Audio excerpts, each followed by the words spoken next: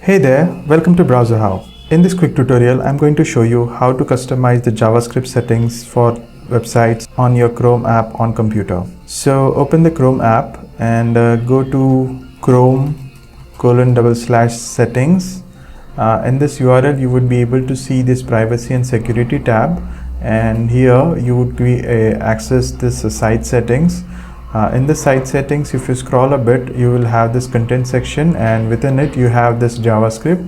Now if you open that, it will currently set to the allow your sites using the JavaScript, but if you want to block the JavaScript for all websites, you can switch to this do not allow sites to use JavaScript radio button.